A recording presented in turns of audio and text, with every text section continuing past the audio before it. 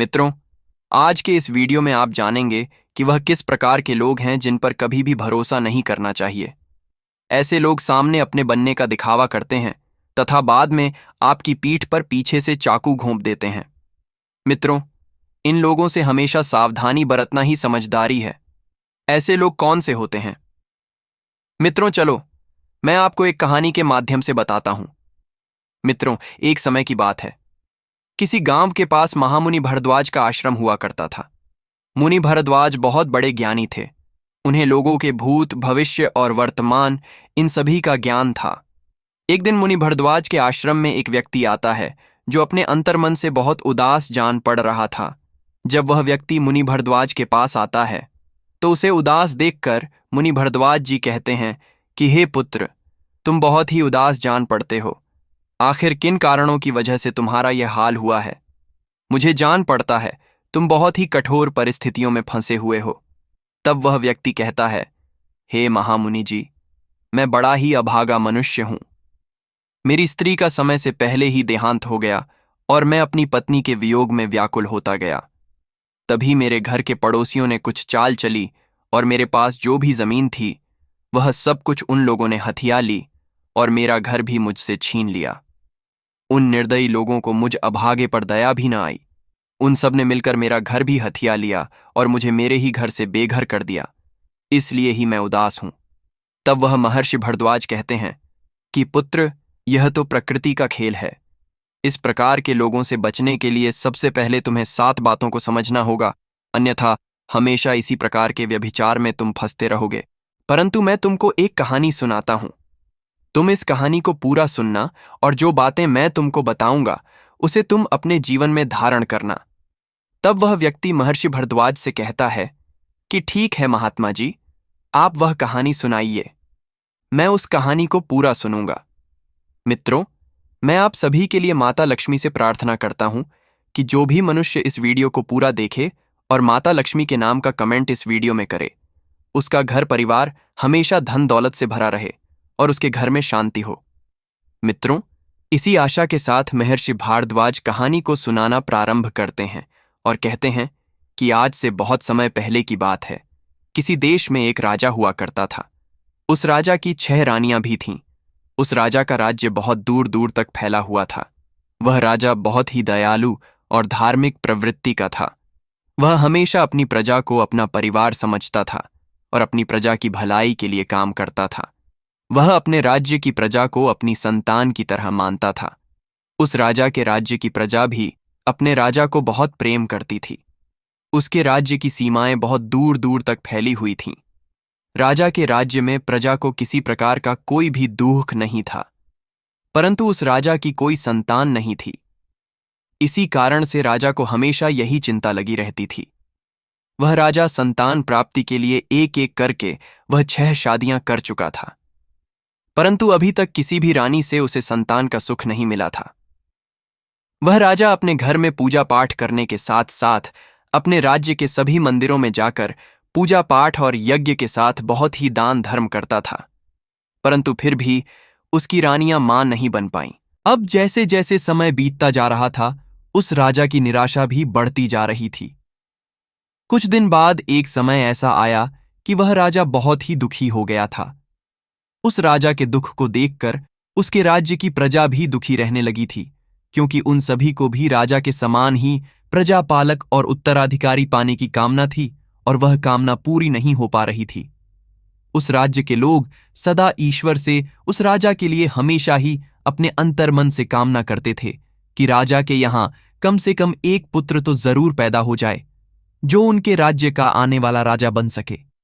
इसलिए ही उस राजा की प्रजा भी सभी देवी देवताओं की आराधना करती थी, देवी देवताओं से मन्नतें मांगती थीं। राजा ने बहुत प्रयास किया, उन्होंने कुछ भी नहीं छोड़ा था, परंतु लोगों के द्वारा की गई आराधना और लोगों का दिया हुआ आशीर्वाद राजा को अभी तक नहीं फला था।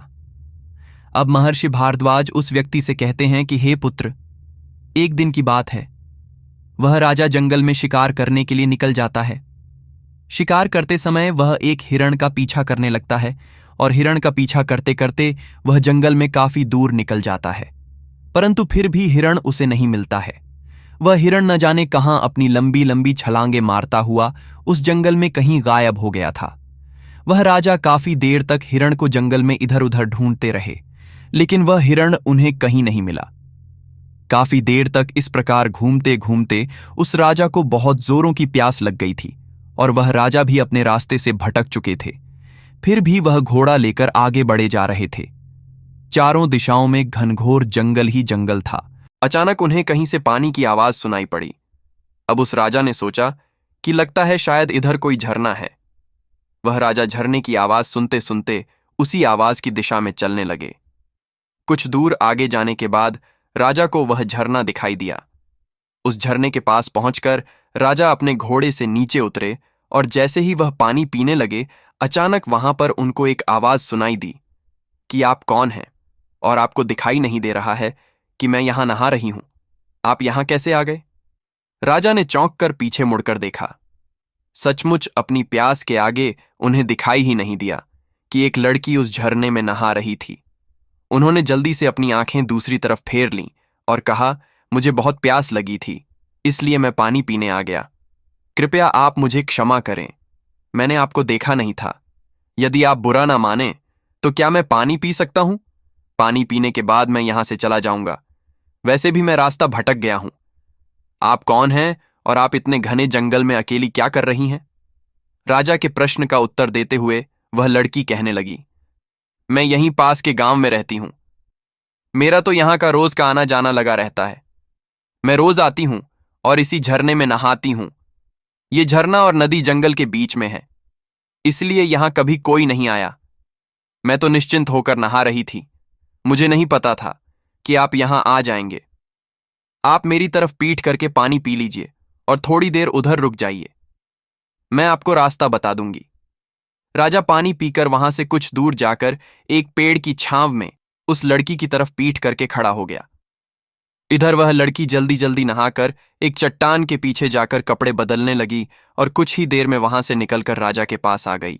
राजा के पास आकर वह लड़की कहने लगी, आपको और पानी पीना है तो पी लीजिए।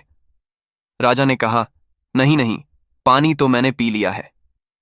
अब तुम मुझे अपना परिचय दो और मेरी मदद करो। तब वह लड़की कहने लगी, मैंने अपने घर ले जाने के लिए कुछ फल तोड़ रखे हैं। आपको भूख लगी होगी, आप उन्हें खा सकते हैं।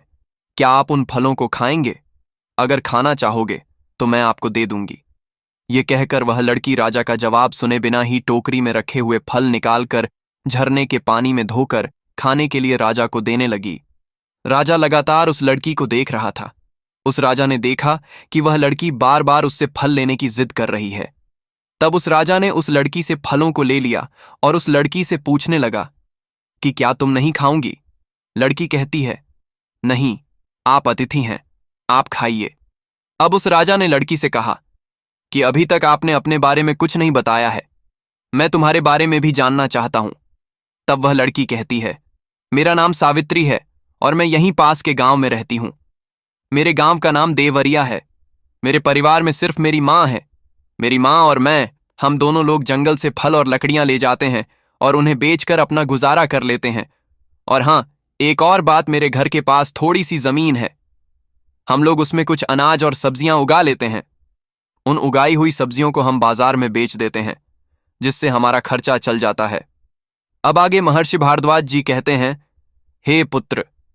अब वह लड़की उस राजा से आगे कहती है कि मैंने तो अपने बारे में आपको सब कुछ बता दिया है, परंतु आपने अभी अपने बारे में कुछ नहीं बताया कि आप कौन हैं। तब राजा ने एक पल के लिए कुछ सोचा और फिर वह बोला कि जब मैं अगली बार तुमसे मिलने आऊंगा तब मैं तुमको बताऊंगा कि मैं कौन हूं। उस राजा ने यह भी कहा कि मैं तुमसे मिलने इसलिए आऊंगा क्योंकि तुम्हें देखकर तुमसे बातें करने की इच्छा होती है। इसके बाद सावित्री हंसते हुए बोली, मैंने आपको बताया तो था कि मैं रोज यहां आती हूं। सुबह लकड़ियां ले जाकर मां को दे देती हूं, फिर फल लेकर जाती हूं। उसके बाद खाना खाकर हम सब्जी और फल बेचने के लिए बाजार जाते हैं। मैं आपको रोज समय पर ही यहां मिलूंगी, या फिर आप चाहे तो आप मेरे गांव में भी आ सकते हैं। उस लड़की की इतनी बात सुनकर वह राजा वहां से चल पड़ा और अपने राज्य को लौट आया। लेकिन राजा सावित्री पर मोहित हो गया था, इसलिए वह सोच रहा था कि तभी उसके मंत्री ने अपने राजा से पूछा, हे राजन, आप क्या सोच रहे हैं? तभी राजा अपना सारा वृतांत उसे कह सुनाता है। तब वह मंत्री कहता है कि हे राजन, आप उससे विवाह कर लो। हो सकता है उससे ही हमारे राज्य को एक उत्तराधिकारी मिल जाए। मंत्री का ये सुझाव सुनने के बाद अगले ही दिन राजा अपने मंत्री को साथ में लेकर सावित्री से मिलने के लिए निकल पड़ा। जब वह झरने के पास पहुंचे तब उन्होंने सावित्री को आवाज दी। अब सावित्री झरने के पास नहीं थी। जब राजा के कई बार आवाज देने के बाद सावित्री बाहर नहीं आई, तब वह रुक गए और इंतजार करने लगे। काफी देर इंतजार करने के बाद भी जब उन्हें सावित्री दिखाई नहीं दी, तो राजा ने मंत्री जी को भी बुलाया और कहा, आज सावित्री दिखाई नहीं दे रही है। लगता है या तो आज सावित्री आई नहीं है या फिर वह आकर वापस चली गई है, परंतु उसने कहा था कि वह रोज यहां पर आती है, तो अब तक वह आई क्यों नहीं। तब उस मंत्री ने कहा, महाराज, क्यों ना हम लोग उसके गांव चले। तब राजा कहने लगता है, हाँ, लगता है यही ठीक रहेगा।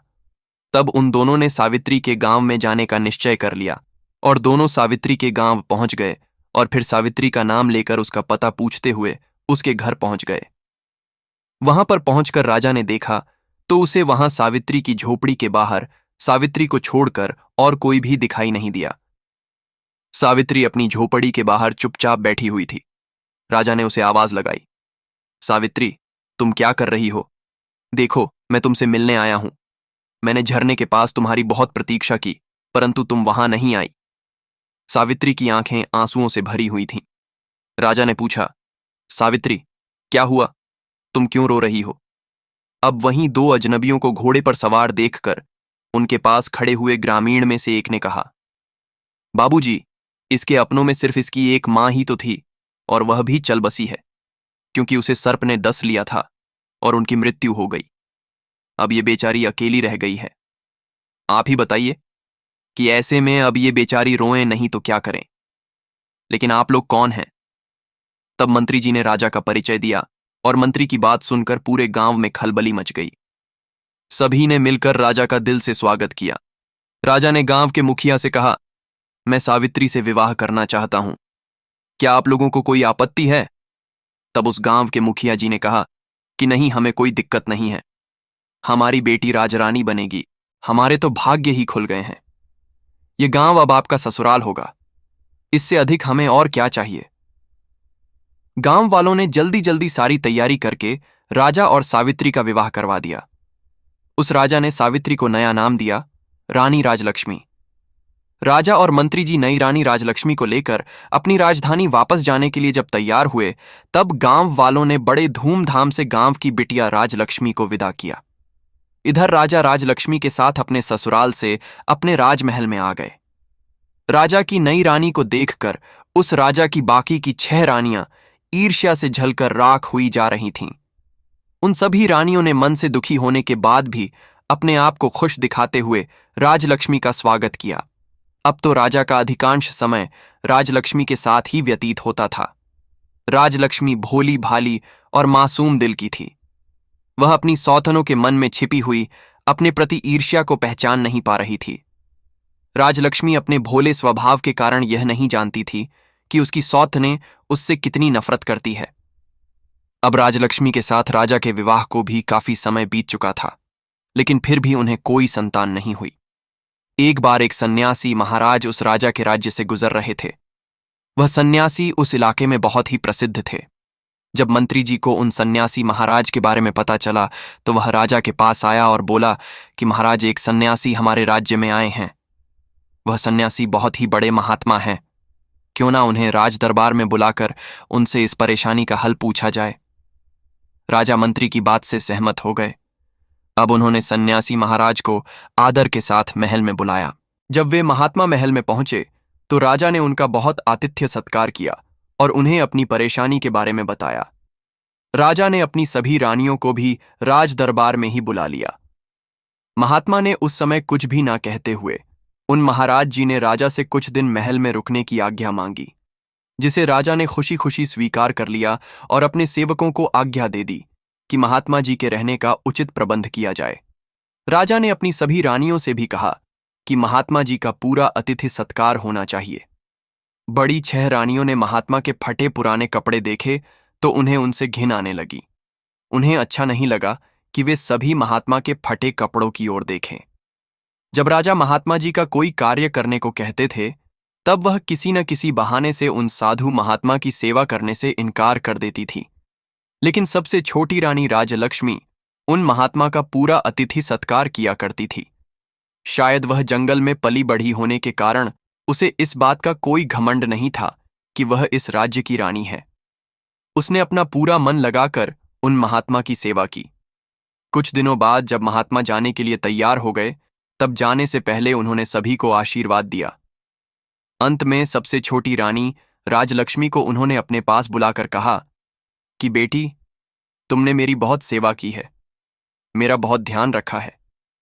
बहुत जल्द ही तुम्हें सुंदर संतान की प्राप्ति होगी और इस महल में बच्चों की आवाज सुनाई देगी। ये सुनकर राजा और रानी राजलक्ष्मी बहुत खुश हो गए।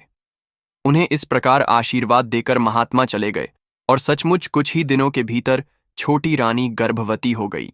कुछ ही दिनों में राजलक्ष्मी ने राजा को शुभ समाचार दिया कि वह पिता बनने वाले हैं। रानी गर्भवती हो गई है। यह समाचार सुनने के बाद राजा की खुशी का अब तो कोई ठिकाना न था। अब तो राजा रानी राजलक्ष्मी का और भी ज्यादा ध्यान रखने लगे थे।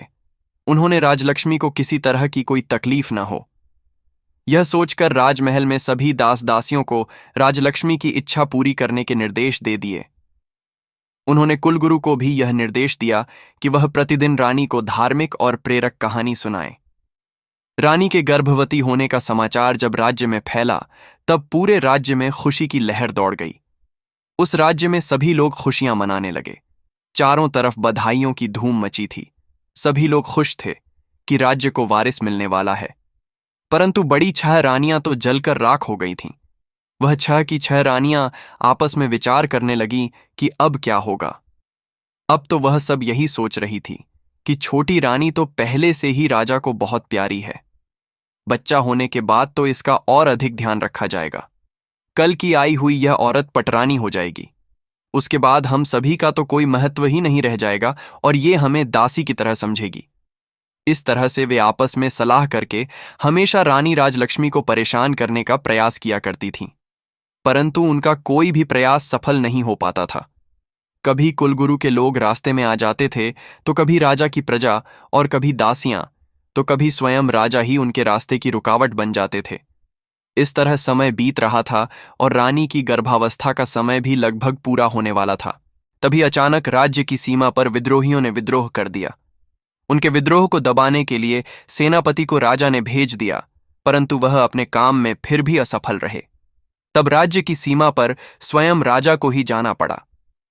राजा ने अपनी बड़ी रानी को छोटी रानी राजलक्ष्मी की उचित देखभाल करने का आदेश दिया और वह विद्रोह को दबाने के लिए महल से निकल पड़े। राजा के जाते ही बड़ी रानियों को सुनहरा अवसर मिल गया और सभी रानियां राजलक्ष्मी से मधुर बातें करते हुए बच्चे के लिए आवश्यक सावधानियां बतलाकर चली जाती थीं। रानी राजलक्ष्मी समझ नहीं पा रही थी कि आखिर कुलगुरु और बड़ी रानियों की बातें इतनी अलग अलग क्यों हैं। आखिर सही कौन है? दोनों की बातें एक दूसरे से बिल्कुल विपरीत हैं। तब वह अपने मन में सोचती है कि कुलगुरु तो पुरुष है और रानियां तो महिलाएं हैं। महिलाओं की बातें पुरुष कहाँ समझ पाएंगे। इसलिए वह आंखें बंद करके बड़ी रानियों की हर बात मानती चली गई। एक दिन रानी को प्रसव पीड़ा शुरू हो गई। तब रानी राजलक्ष्मी ने बड़ी रानी से कहा कि दीदी, मुझे बहुत तकलीफ हो रही है, मुझे कुछ उपाय बताइए, प्रसव कैसे होगा। समय पूरा हो गया था। तब बड़ी रानी के मन में बहुत ज्यादा ईर्ष्या हो रही थी। वह सोच रही थी कि अभी से इसका इतना ध्यान रखा जाता है, बच्चे पैदा होने के बाद न जाने कितना ज्यादा इसका ध्यान रखा जाएगा। यह सोचकर बड़ी रानी छटपटा रही थी, लेकिन छोटी रानी को इस प्रकार मदद मांगते देखकर उसके मन में तरह तरह के षड्यंत्र पैदा होने लगे। उसने बहुत मीठे शब्दों में छोटी रानी से कहा कि बहन, तुम चिंता मत करो, मैं कुछ करती हूं, मैं दाई को बुलाती हूं। तब तक तुम ऐसा करोगी, देखो वह सामने खड़ा है, तुम उसमें अपना सर डालकर खड़ी हो जाओ, इससे तुम्हें आराम मिलेगा और प्रसव आराम से हो जाएगा। तब तक दाई भी आ जाएगी। राजलक्ष्मी को ऐसा कहकर बड़ी रानी वहां से चली गई। तब बड़ी रानियों ने अपनी दासियों से कहा कि मेरे राजमहल की दाई को बुला लाओ। जब दाई आई तो 6 रानियों ने मिलकर उसे धन देकर और कुछ समझाकर अपने साथ शामिल कर लिया। इधर राजलक्ष्मी इंतजार करने लगी कि अब वह क्या करें। जरूर प्रसव का यही तरीका होगा। वह घड़े में अपना सर डालने लगी तो सर घड़े के अंदर नहीं जा रहा। अब वह जमीन में बैठ गई और दर्द के कारण चिल्लाती रही, लेकिन उसे देखने वाला वहां पर कोई नहीं था। दूसरी तरफ बड़ी रानी और दूसरी रानियों ने अपनी विश्वासपात्र दाई से कहा कि तुम छोटी रानी के कमरे के बाहर जाकर खड़ी रहो और देखती रहो कि वहां कोई दूसरा जाने नहीं पाए। दाई कमरे के बाहर खड़ी हो गई। छोटी रानी राजलक्ष्मी पीड़ा से गुजर रही थी। भगवान की कृपा से छोटी रानी ने एक एक करके 7 बच्चों को जन्म दिया। रानी राजलक्ष्मी ने 6 लड़के और 1 लड़की को जन्म दिया, जिससे रानी राजलक्ष्मी को बहुत ज्यादा पीड़ा हो रही थी, जिससे रानी राजलक्ष्मी बेहोश हो गई। यह देखकर दासी ने जल्दी से अपनी बड़ी रानी को बुलाया और सभी बच्चों को उन्हें दिखाया। बड़ी रानी के साथ सभी छोटी रानियां भी वहां आ चुकी थीं। वह सभी यह देखकर हैरान थीं कि छोटी रानी ने एक साथ 7 बच्चों को जन्म दिया है और सभी बच्चे बिल्कुल स्वस्थ और तंदुरुस्त हैं। उन्होंने उस दाई से कहा कि तुम जल्दी से जाओ और कुछ ईंट पत्थर के टुकड़ों को लेकर आओ। अब दाई जल्दी से ईंट पत्थर के टुकड़ों को लेकर आ गई। उसके बाद बड़ी रानी ने दाई से कहा कि तुम यहां से इन सभी बच्चों को ले जाओ और जंगल में ले जाकर इन्हें मार के जमीन के नीचे दफन कर देना। हमने जो तुम्हें सोना चांदी और सिक्के देने का वादा किया है वह बहुत जल्दी ही तुम्हें मिल जाएंगे। दाई बहुत खुश हो गई और वह सभी बच्चों को लेकर वहां से चली गई।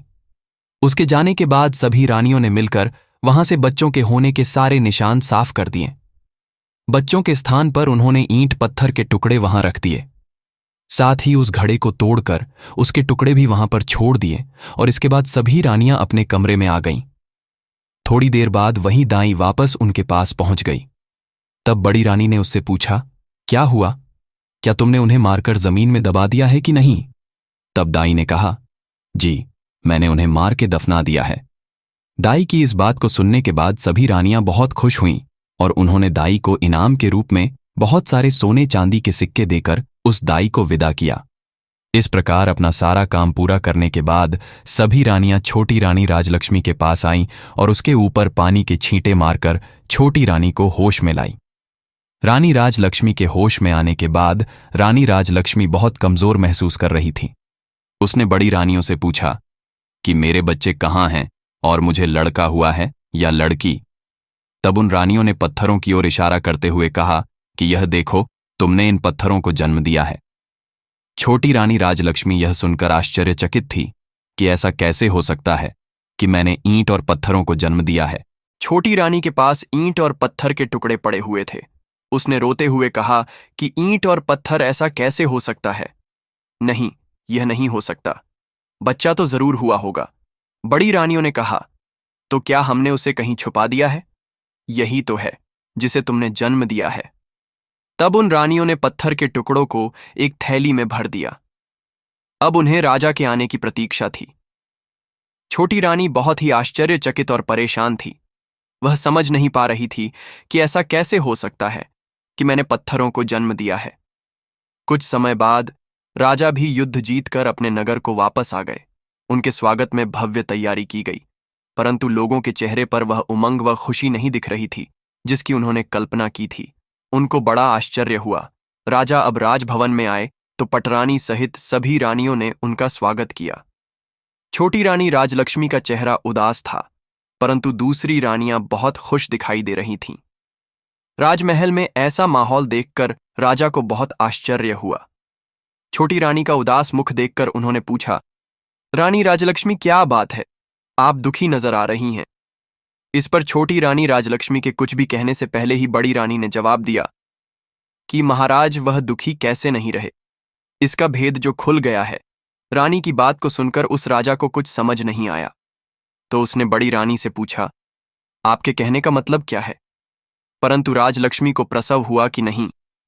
तब बड़ी रानी ने झूठ मूठ दुख का दिखावा करते हुए कहा, महाराज, आप तो चले गए थे, लेकिन हमें तो बहुत बड़े धोखे में रखा गया।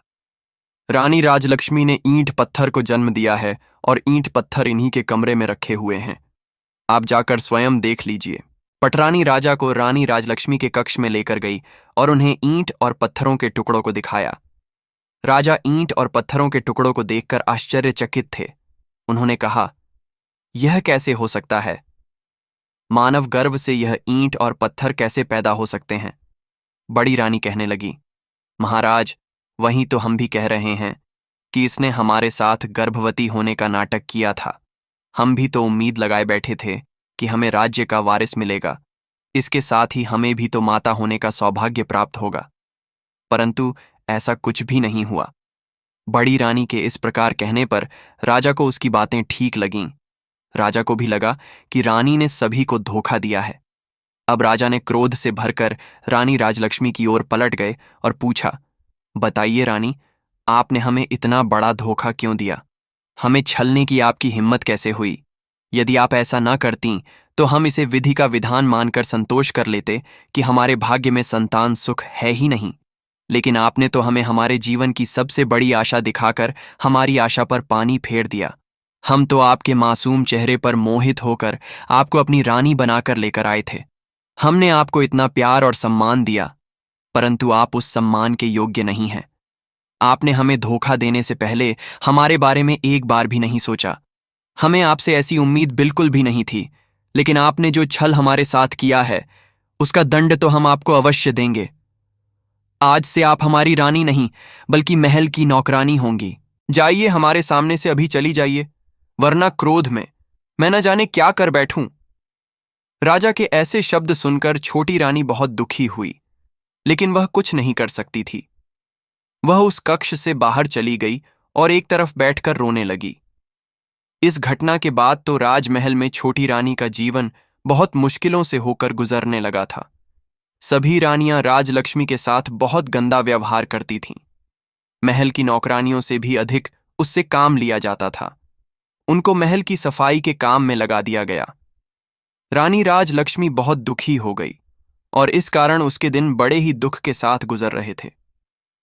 रानियों की क्रूरता हर दिन के साथ बढ़ती ही जा रही थी, पर वह सब कुछ सहने के अलावा क्या कर सकती थी? उनके पास कोई ऐसा सबूत नहीं था जिससे वह अपनी गर्भावस्था को प्रमाणित कर पाती। वह जानती थी कि वह सच में गर्भवती थी।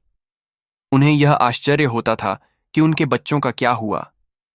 कई बार उनके मन में इच्छा होती थी कि वह राजमहल को छोड़कर अपने गांव चली जाएं और अपनी पुरानी दिनचर्या आरंभ करें। अब उसे अपनी पुरानी जिंदगी की बहुत याद आती थी, परंतु वह यह सोचकर अपना विचार बदल लेती कि उसकी रानी बनने पर उसके गांव वाले कितने खुश थे। अब वह जाकर किस मुंह से अपने दुर्भाग्य की कथाएं उन्हें कहे। इस तरह समय बीतता रहा और काफी समय के बाद एक दिन जब राजा दरबार में बैठे राज्य कार्य में व्यस्त थे कि तभी एक प्रहरी ने उनके पास आकर सूचना दी। प्रहरी ने कहा, महाराज, मानसुख गांव के प्रधान जी आपसे मिलना चाहते हैं। राजा ने ग्राम प्रधान को बुलाने की आज्ञा दे दी। मानसुख गांव के ग्राम प्रधान ने आकर राजा को पूरे सम्मान के साथ प्रणाम किया और राजा ने कहा, ग्राम प्रधान जी, कहिए, आपकी क्या समस्या है? तब ग्राम प्रधान कहने लगा कि महाराज, आपके शासन में किसी को कोई समस्या नहीं है। आपके राज्य में और हमारे गांव में सभी राजी खुशी है। आज मैं यहां आपके पास एक आश्चर्यजनक और चमत्कारी घटना के बारे में बताने के लिए आया हूं, जिसके बारे में जानकर हम सब गांव वालों की तरह आप भी बहुत ही हैरान हो जाएंगे। महाराज, मुझे लगा कि आपको इसके बारे में पता होना चाहिए, इसलिए मैं यहां चला आया। तब वह राजा कहने लगे, प्रधान जी, ऐसी कौन सी चमत्कारपूर्ण घटना हुई है, हमें बताइए। तब वह प्रधान कहने लगे, महाराज, हमारा गांव जंगल के पास में है। वहां बहुत से पेड़ पौधे हैं, लेकिन पिछले कुछ समय से हम वहां एक स्थान पर एक चंपा का फूल और कई बांस के पौधों को देख रहे हैं। ये पौधे अपने आप उग आए हैं। इन पौधों को किसी ने भी नहीं लगाया है। शुरू में तो हम में से किसी ने भी उन पर विशेष ध्यान नहीं दिया, परंतु अब हम उनके बारे में जानने के लिए मजबूर हो चुके हैं। महाराज, उन ऊंचे बांस के पौधों के बीच में चंपा का पौधा है। ऐसा लगता है जैसे बांस के पौधों के द्वारा घेरा डालकर चंपा के पौधे की सुरक्षा की गई हो। उन्हें देखकर ऐसा लगता है कि जैसे वह बांस के पौधे खास तौर पर उस चंपा के पौधे की सुरक्षा के लिए ही लगाए हों। परंतु महाराज, यह भी एक सत्य बात है कि उन पौधों को हमारे गांव के किसी भी व्यक्ति ने नहीं लगाया है। ये सभी पौधे एक साथ अपने आप ही उगाए हैं। महाराज, इससे भी बड़ी आश्चर्य की बात यह है कि यह चंपा का पौधा फूलों से लदा हुआ है, परंतु किसी के भी तोड़ने से इसका फूल टूटता ही नहीं। चंपा के पौधे से जो फूल नीचे गिरते हैं, हम उन्हें उठा लेते हैं। महाराज, यदि कोई व्यक्ति फूल तोड़ने के लिए अपने हाथ आगे बढ़ाता है तो चंपा के सारे फूल आकाश की तरफ को काफी ऊंचे हो जाते हैं। महाराज, इतना ही नहीं, उनमें से मानव के बोलने की आवाज भी आती है। चंपा और बांस के सभी पौधे आपस में मानव की आवाज में बातें करते हैं। अब महामुनि भारद्वाज उस व्यक्ति से कहते हैं कि हे पुत्र, ग्राम प्रधान की यह सभी बातें सुनकर राजा आश्चर्यचकित हो गए। राजा के साथ साथ सभी दरबारी भी हैरान थे। राजा ने कहा कि ऐसा कैसे हो सकता है? ठीक है ग्राम प्रधान जी, आप हमें यह बताइए कि वह पौधे बातें करते हुए क्या कहते हैं। तब ग्राम प्रधान कहने लगे, महाराज, जब कोई भी व्यक्ति फूलों को तोड़ने के लिए चंपा के पौधे की ओर अगर कोई अपना हाथ बढ़ाता है तो चंपा के पौधे से आवाज आती है कि भैया, यह इस गांव के ग्रामीण फूल तोड़ने आए हैं, इन्हें फूल देना है या मैं लघु आकाश। इसके बाद उन बांस के पौधों में से आवाज आती है, न बहन, लग जा आकाश। इसके बाद चंपा की डालियां इतनी ऊंची हो जाती है कि कोई भी इंसान उन तक नहीं पहुंच पाता। लंबे डंडे से भी चंपा के फूलों तक पहुंचना संभव नहीं होता है, परंतु प्रतिदिन सुबह के समय चंपा के फूल जमीन पर बिखरे मिलते हैं, जो कि बहुत ही सुगंधित होते हैं। ग्राम प्रधान कहता है कि महाराज, आश्चर्य की बात तो यह है कि सभी ग्रामीणों ने फूल तोड़ने की बहुत कोशिश की, परंतु आज तक एक भी फूल अपने हाथों से तोड़ नहीं पाए। यहां तक कि कई गांव के ग्रामीणों ने भी बहुत प्रयास किया, परंतु कोई भी व्यक्ति एक भी फूल नहीं तोड़ पाया। सभी असफल रहे। अब तो सभी लोगों ने उस चंपा के पौधे को आकाश चंपा के पौधे के नाम से बुलाना शुरू कर दिया है। राजा ने ग्राम प्रधान की यह सभी बातें सुनने के बाद हैरान होकर मंत्री को आदेश दिया, मंत्री जी, आप खुद जाकर देखिए वह किस प्रकार के पौधे हैं और इसके बारे में हमें पूरी जानकारी दीजिए। मंत्री जी ने कहा, मैं स्वयं जाकर देखता हूं। मंत्री जी उसी समय ग्राम प्रधान को लेकर दरवाजे से बाहर निकल गए। राजा और सारे दरबारी आश्चर्य में पड़े यह सब सुना और देख रहे थे। वह समझ नहीं पा रहे थे कि आखिर सच्चाई क्या है। मंत्री के वहां से जाने के बाद राजा भी यह सोचकर अपने राज्य कार्य में व्यस्त हो गए कि मंत्री जी गए हैं, वह सब कुछ पता लगाकर आ जाएंगे। राजमहल से निकलकर जब मंत्री जी ग्राम प्रधान जी के साथ उन पौधों के पास पहुंचे तो सभी ग्रामीण भी वहां पर इकट्ठा हो गए। सुबह का समय था। मंत्री जी, ग्राम प्रधान और गांव के लोग उस चंपा के पौधे के पास पहुंच चुके थे। वहां पहुंचते ही चंपा के फूलों की गंध उनके नाक में प्रवेश कर गई। चंपा की सुगंध से वे सम्मोहित हो गए। चंपा के पौधे के पास पहुंचकर मंत्री जी ने देखा कि ग्राम प्रधान के बताए अनुसार वहां पर एक चंपा का पौधा था और कई बांस के पौधे थे। चंपा का पौधा बिल्कुल बीच में था और बांस के पौधे उसे अपनी सुरक्षा के घेरे में लिए हुए खड़े थे। चंपा की डालियां सामान्य ऊंचाई पर थीं, जिसे मंत्री जी आराम से अपने हाथ से पकड़ सकते थे और फूल भी तोड़ सकते थे। चंपा के फूल मंत्री जी के हाथों की पहुंच की सीमा में थे। पौधे के चारों ओर जमीन पर फूल बिखरे पड़े थे। मंत्री जी चंपा के फूलों की सुगंध से सम्मोहित होकर चंपा के पौधे की ओर बढ़े और फूल तोड़ने के लिए अपना हाथ आगे बढ़ाया। तभी वहां पर मौजूद सभी लोगों को चंपा के पौधे से निकलती हुई एक मानव आवाज सुनाई दी, जिसे सुनकर मंत्री के हाथ जहां के तहां रुक गए। वे आश्चर्यचकित हो उठे। वह ये देख रहे थे कि यह आवाज चंपा के पौधे से आई थी। चंपा के फूल के पौधे से आवाज आई थी कि हे बांस भैया। हाँ बहन चंपा, ये आवाज बांस में से आई थी। उसके बाद चंपा के पौधे से आवाज आई, हमारे मंत्री जी फूल तोड़ने आए हैं, क्या मैं टुट्टू या लग जाऊं आकाश। वह आवाज सभी को स्पष्ट सुनाई दे रही थी। सभी बड़े आश्चर्य के साथ उस बांस के पौधों की ओर देख रहे थे।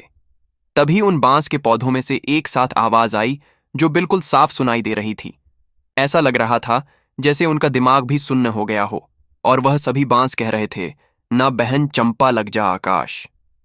ये वही मंत्री जी हैं जिन पर हमारी मां की जिम्मेदारी थी, लेकिन इन्होंने अपनी जिम्मेदारी पूरी नहीं की, इसलिए इनके सामने झुकना नहीं, एक भी फूल का स्पर्श इन्हें नहीं करने देना।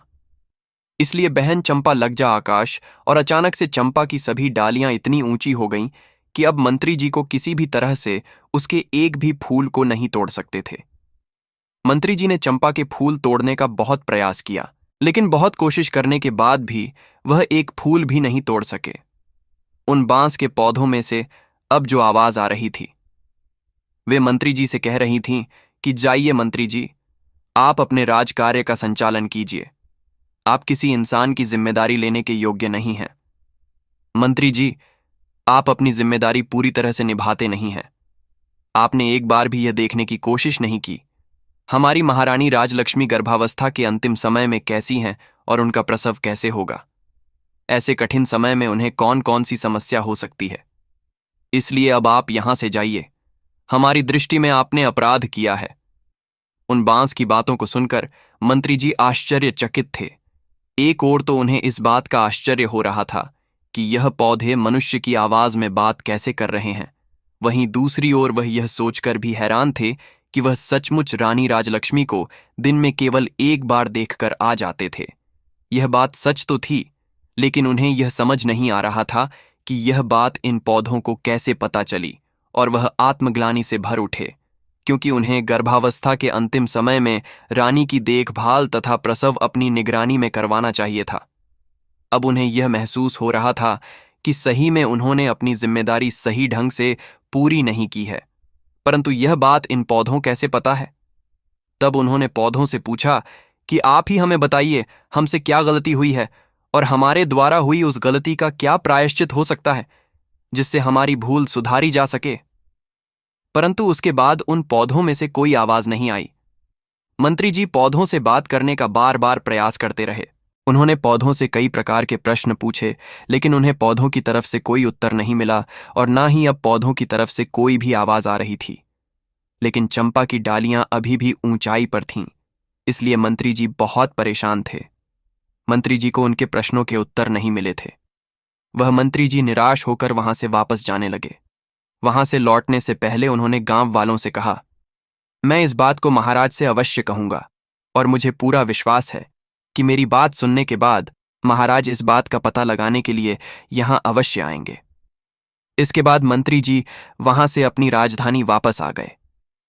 राजमहल वापस आकर उन्होंने महाराज को सारी बातें बताईं और कहा कि महाराज, मुझे लगता है कि राजमहल में कुछ षड्यंत्र तो अवश्य हुआ है। अब मुझे तो अपने ऊपर ग्लानि हो रही है। मुझे ऐसा लग रहा है कि जैसे मैं राजलक्ष्मी की देखभाल पूरी तरह से नहीं कर पाया। आज मुझे उन पौधों की बात सुनकर ऐसा लग रहा है कि कुछ ऐसा हुआ है जो हम लोग नहीं जानते, परंतु उन पौधों को इसके बारे में सब कुछ पता है। मैंने अपनी तरफ से उन पौधों से सब कुछ जानने की पूरी कोशिश की, लेकिन उन्होंने मुझे कुछ नहीं बताया। महाराज, मेरा आपसे अनुरोध है कि आप एक बार अवश्य वहां चलें और स्वयं देखें, हो सकता है वह चंपा का पौधा आपको सारी बातें बता ही दें। अब वह महामुनि भारद्वाज जी कहते हैं कि हे पुत्र, मंत्री की पूरी बात ध्यानपूर्वक सुनकर राजा ने कहा, ठीक है, हम स्वयं चलेंगे और अपने साथ अपनी रानियों को भी लेकर चलेंगे। हम सारे लोग वहां चलकर देखेंगे। परंतु वह राजा राजलक्ष्मी को नहीं ले जाना चाहता था। अब उन मंत्री जी को कुछ समझ नहीं आ रहा था कि अब वह क्या करें। उन्होंने फिर से कोशिश करते हुए महाराज से कहा कि महाराज, यदि आप राजलक्ष्मी की सूरत नहीं देखना चाहते तो ना देखें, लेकिन उन्हें अपने साथ अवश्य लेकर चलें, क्योंकि महाराज, मुझे लगता है राजमहल में कुछ षड्यंत्र तो अवश्य हुआ है और उसका पता हमें नहीं चल पाया है। महाराज, मुझे दुख है कि अनजाने में मैं भी इस षड्यंत्र में शामिल हो गया हूं। इसीलिए तो चंपा और बॉस ने मुझे जिम्मेदारी नहीं निभाने वाला इंसान कहा। हे महाराज, आप मेरी इतनी सी बात को मानकर मुझ पर उपकार कीजिए। हो सकता है इससे मुझे अपनी भूल सुधारने का अवसर ही मिल जाए और मेरे किसी अनजाने पाप का प्रायश्चित हो जाए। मंत्री की भावनाओं को समझते हुए महाराज ने कहा कि ठीक है मंत्री जी, अगर आप राजलक्ष्मी को साथ ले जाना चाहते हैं तो ले जा सकते हैं, लेकिन इतना ध्यान रहे कि वह मेरी नजरों के सामने न आने पाए। इस प्रकार राजा और मंत्री के बीच चंपा के पास जाने का दिन और समय तय हो गया। अब राजा और मंत्री के वहां जाने की तैयारी होने लगी। निश्चित दिन पर और समय पर राजा अपनी रानियों के साथ चंपा के फूलों का रहस्य जानने के लिए निकल पड़े। आगे रथ में स्वयं राजा, उनकी पटरानी तथा पीछे 5 रानियों की पालकी थी। उनके कई प्रमुख सभा सदस्य भी उनके साथ जा रहे थे। राजा के आदेश के अनुसार छोटी रानी राजलक्ष्मी को सभी के साथ जाना था, परंतु मंत्री जी ने उनके जाने की व्यवस्था अपने परिवार के साथ की थी और पूरे सम्मान सहित एक पालकी में अपने परिजनों के साथ उनकी यात्रा सुनिश्चित की। मंत्री जी को अब भी अपने आप पर ग्लानि हो रही थी कि उन्होंने गर्भ की अवस्था में रानी की पूरी तरह से देखभाल नहीं की थी और उन्होंने रानी के प्रसव की सही व्यवस्था नहीं की थी। उन्हें पूर्ण विश्वास हो गया था कि रानी ने राजा को धोखा नहीं दिया है, उनके साथ छल हुआ है। राजा की सवारी अब गांव की तरफ चल दी और गांव के पास आकर एक वन में रुक गई। गांव के बाहर गांव की सीमा पर पड़ाव डाला गया। गांव के ग्रामीण राज्य परिवार के स्वागत में जुट गए। अगले दिन प्रातःकाल यह काफिला चंपा के पौधे के पास जा पहुंचा और सभी लोग उनके चारों ओर घेरा डालकर बैठ गए। आज भी चंपा के फूल जमीन पर बिखरे हुए थे और उनमें से निकल रही मनमोहक सुगंधित हवा पूरे वातावरण को सुगंधित कर रही थी। चंपा की सुगंध से वहां उपस्थित सभी लोग प्रफुल्लित हो रहे थे। अब राजा भी उस चंपा के पौधे का रहस्य को जानने के लिए बेताब थे।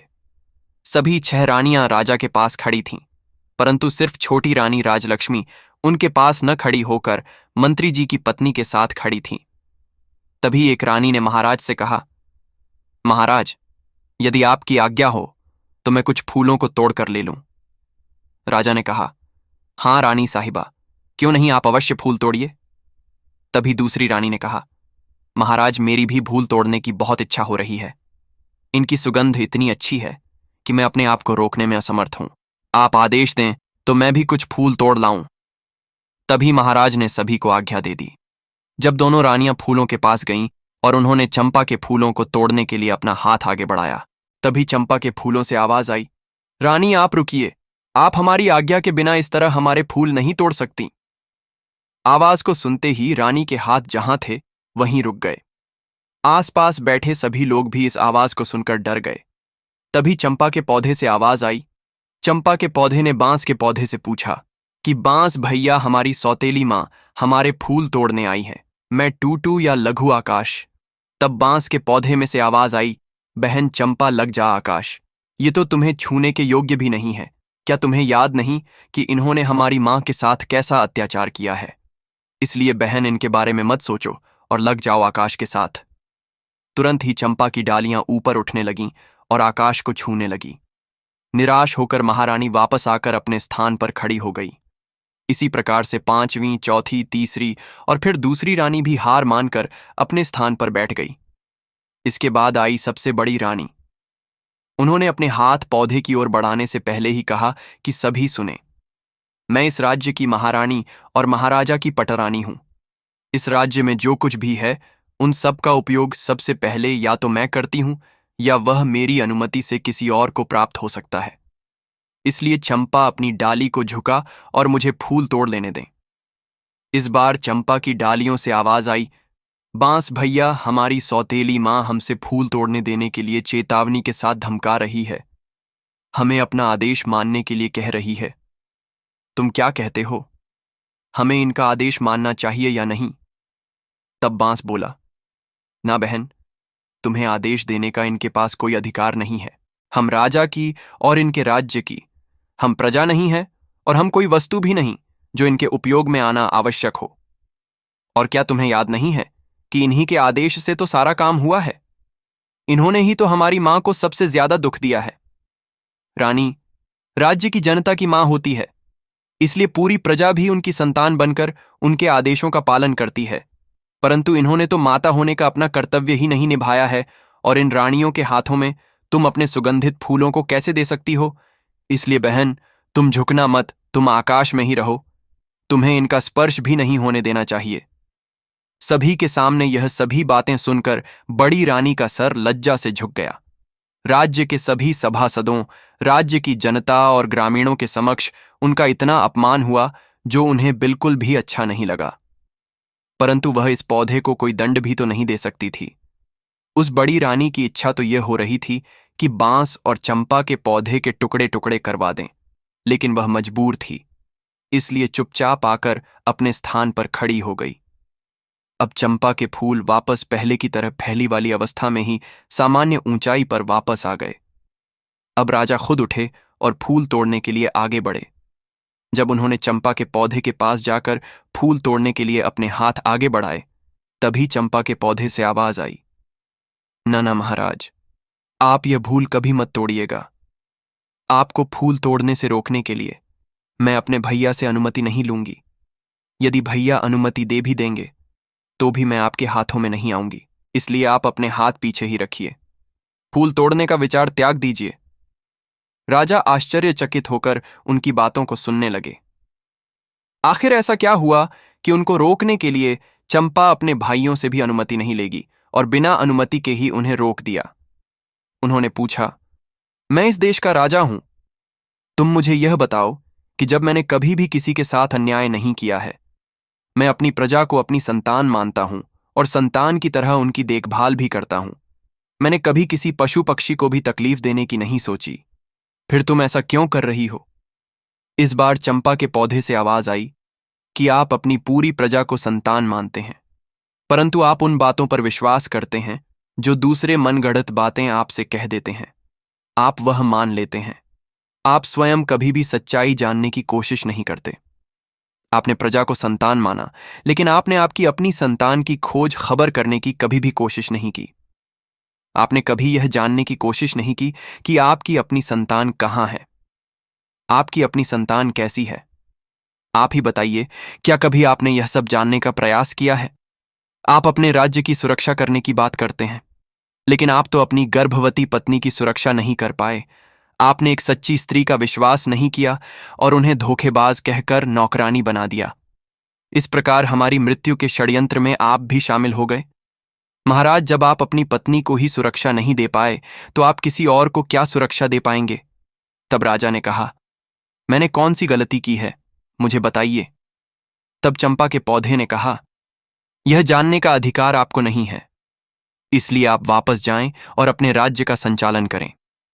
युद्ध लड़े। आपकी प्रजा आपकी संतान अवश्य है, लेकिन उस प्रजा की संतान की देखभाल करने के कारण आप अपनी संतान, अपने होने वाले बच्चों की रक्षा नहीं कर पाए, इसीलिए आप यहां से जाइए।" अब राजा के पास कहने के लिए कोई शब्द नहीं थे, इसलिए वे अपने स्थान पर आकर चुपचाप खड़े हो गए। अब मंत्री जी ने राजा से कहा, "महाराज, अब आप यदि आदेश दें तो हम छोटी रानी राजलक्ष्मी को एक बार फूल तोड़ने के लिए पौधे के पास भेज दें।" राजा कुछ उत्तर देते उससे पहले ही सबसे बड़ी रानी बोल उठी, "मंत्री जी, जो फूल महाराज के हाथों से भी नहीं टूटे तो वह इस धोखेबाज के हाथों से कैसे टूटेंगे?" मंत्री जी ने प्रश्नवाचक दृष्टि से महाराज की ओर देखा। चंपा के पौधे से अब तक की हुई इतनी बातों से राजा के मन में भी अब संदेह पैदा होने लगा था। उनके मन में भी कहीं न कहीं यह विचार आने लगा था कि रानी राजलक्ष्मी के साथ सच में कोई षड्यंत्र तो नहीं हुआ था। उन्होंने अपनी शंका दूर करने का निर्णय लिया और फिर उन्होंने राजलक्ष्मी को फूलों को तोड़ने लिए मंत्री जी को अनुमति दे दी। राजा ने मंत्री को अनुमति देते हुए कहा, "ठीक है मंत्री जी, आप रानी राजलक्ष्मी को चंपा के पौधे के पास ले जाइए।" अब मंत्री जी रानी राजलक्ष्मी को फूल तोड़ने के लिए कहते हैं। अब राजलक्ष्मी देखती हैं कि चंपा के पौधे की डालियां आकाश में काफी ऊंचाई पर हैं। यह देखकर वह कहती है, "मंत्री जी, मेरे हाथ वहां इतनी ऊंचाई पर कैसे पहुंचेंगे?" मंत्री जी ने कहा, "रानी जी, आप एक बार वहां पर जाकर तो देखिए। आपसे पहले इतने लोगों ने कोशिश की है। इतने लोग तो अभी तक फूल को तोड़ नहीं पाए और अभी अभी आपने देखा कि महाराज भी फूल नहीं तोड़ पाए। इसलिए आप घबराइए मत। यदि आपसे भी नहीं टूटेगा तो क्या हुआ, छोड़ दीजिएगा, लेकिन आप चलिए तो सही।" जब मंत्री जी ने रानी को इस प्रकार समझाया तो रानी हिम्मत करके चलती हुई चंपा के पौधे के पास आई और उसने अपने हाथ बढ़ाकर चंपा के पौधे के तने को छुआ और उसे बहुत प्यार से सहलाया। रानी को ऐसा लगा कि जैसे उसे कोई सुख मिल रहा है। वह पौधे को सहलाती रही। तभी पौधे से आवाज आई है, "हे बांस भैया।" आवाज थोड़ा रुंधी हुई थी। तब बांस ने कहा, "बहन चंपा, तुम रो क्यों रही हो?" चंपा ने कहा, "हमारी मां फूल लेने आई हैं। उन्होंने मुझे बहुत ही प्यार से स्पर्श किया है। उनके प्रथम कोमल स्पर्श से मैं आनंदित हो गई हूं, इसलिए मेरा हृदय भावुक हो गया और आज मैं द्रवित हो गई हूं। आप मुझे आदेश दें कि अब मैं क्या करूं। मेरी तो इच्छा हो रही है। मैं अपनी माँ के चरणों में अपने सारे फूल समर्पित कर दूं। इस पर सभी बांस के पौधों से एक साथ आवाज आई, हाँ बहन चंपा, बिल्कुल सही है। तुम्हारा दिल जो कह रहा है वही करो। माँ के चरणों में तो स्वर्ग है, माँ के चरणों का स्पर्श कर लो। इस आवाज के साथ ही सभी ने बड़ी हैरानी से देखा कि सारी डालियां झुककर रानी के चरणों को छूकर रानी राजलक्ष्मी के चारों ओर फैल गई। उसके ऊपर चंपा के फूलों की वर्षा हो रही थी। रानी राजलक्ष्मी के सर से पांव तक चंपा के पुष्प भरे हुए थे और रानी आंसू बहाते हुए चंपा की डालियों को अपने हाथों से पकड़े सहलाती जा रही थी। रानी राजलक्ष्मी की आंखों से आंसू बहने लगे। यह देखकर सभी राज्य कर्मचारी, सभासद और ग्रामीण भावुक हो गए। सबकी आंखों से आंसू बहने लगे। राजा ने उन पौधों से पूछा, तुम यह बताओ कि तुम कौन हो? तुम सभी नर हो या किसी अन्य लोक के प्राणी हो? तुमने किसी को भी अपने फूलों को छूने भी नहीं दिया, परंतु अब छोटी रानी की बाहों में तुम अपने पुष्प वर्षा कर रही हो। इसका क्या मतलब है? इसके पीछे क्या कारण है? मुझे बताओ, मैं इसके बारे में विस्तार से जानना चाहता हूं। इस बार चंपा ने कहा, राजन, मैं और यह 6 बांस आपकी और छोटी रानी की ही संतान है। हम 7 भाई बहनों का जन्म एक साथ हुआ था। मुझसे बड़े 6 भाई और मैं सबसे छोटी बहन थी। हमारे जन्म के समय हमारी माँ प्रसव के समय बहुत अधिक पीड़ा में थी। हमारी माँ ने आपकी पटरानी और इस राज्य की महारानी से अपनी सहायता करने के लिए निवेदन किया, तो पटरानी ने हमारी माँ को एक कोठी में मुंह डालकर खड़ी हो जाने के लिए कहा था। वह कोठी बहुत ऊंची थी। ऊंची होने के कारण मेरी माँ ने जो पानी पीने का घड़ा था उसमें सर डालने की कोशिश की, लेकिन उस घड़े का मुंह भी छोटा होने के कारण उनका सर तो अंदर नहीं गया। परंतु मेरी माँ की परेशानी को देखने के बाद भी उनकी सहायता करने के लिए कोई नहीं आया और हम 7 भाई बहनों का जन्म हुआ। तब महारानी ने तो सोचा था कि हमारी माँ अपने सर को कोठी में रखेगी और ऊंचाई से हमारा जन्म होगा और ऊंचाई से गिरने के कारण हमारी मृत्यु हो जाएगी। परंतु ऐसा नहीं हो सका और हम सब जीवित रहे। परंतु माँ उस अवस्था में दर्द से बेहोश होकर भूमि पर गिर पड़ी थी। तब महारानी ने एक दाई को बुलाया। महारानी ने उस दाई को पैसों का लालच देकर हमें मारकर जंगल में जमीन में दबाने के लिए कह दिया। इसके बाद कुछ ईंट पत्थर के टुकड़ों को हमारी माँ के पास रख दिया, जिससे हमारी माँ को पता ही नहीं चला कि हम लोगों ने जन्म लिया था। वह कभी भी समझ नहीं पाई कि उनके बच्चे आखिर गए तो कहाँ गए। आपने भी दूसरों की बातों पर विश्वास करते हुए उन्हें धोखेबाज कहा। इसके बाद राजा ने उनसे पूछा कि जब तुम लोगों को मारकर जमीन में दबा दिया गया था तो फिर तुम लोग पौधे कैसे बन गए? महाराज, ईश्वर की लीला बड़ी विचित्र है।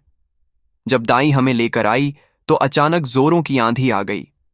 वह दाई तो हमें मारकर राजमहल के बगीचे में ही दबाना चाहती थी, परंतु राजमहल के बगीचे में उसे ऐसा करते हुए कोई देख न ले, इसी डर की वजह से वह हमें लेकर इस वन में चली आई। यहां आने पर जब वह कुदाल से मिट्टी खोद रही थी, तभी आकाश मार्ग से परियों की रानी अपनी सखियों के साथ वन भ्रमण के लिए आ रही थी। जब उनकी दृष्टि हम पर पड़ी तो उन्होंने हमें उठा लिया और दाई ने महल में जाकर उसने महारानी से झूठ बोल दिया कि उसने हमें मारकर जमीन के अंदर दबा दिया है, क्योंकि उसे डर था कि सच्चाई जानकर महारानी उसे मरवा देंगी। दाई के वहां से जाने के बाद परियों की रानी ने मेरे 6 भाइयों को बांस में बदल दिया और मुझे चंपा के फूल का पौधा बना दिया और मेरे भाइयों को बांस बना दिया। उनकी कृपा से हमें सभी बातें याद हैं और हम सभी को पहचान कर उनके अनुसार अपना व्यवहार कर पा रहे हैं और मानव की आवाज में बोल पा रहे हैं। तब राजा कहने लगा, तो क्या तुम लोग अपने असली रूप में नहीं आ सकते?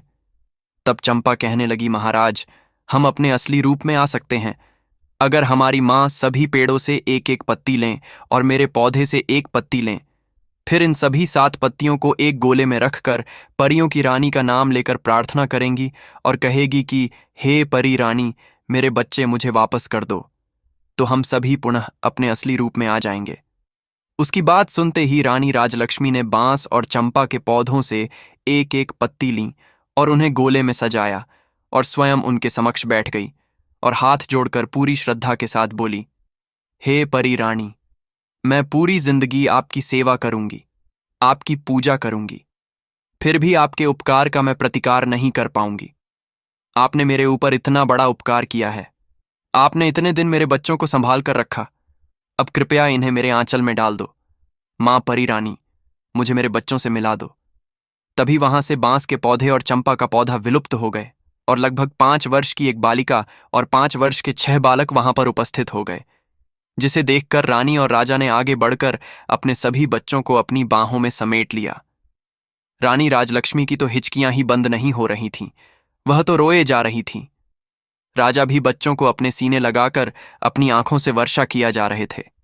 सारी जनता, सभासद, सभी रानियां बिल्कुल मौन होकर यह दृश्य देख रहे थे।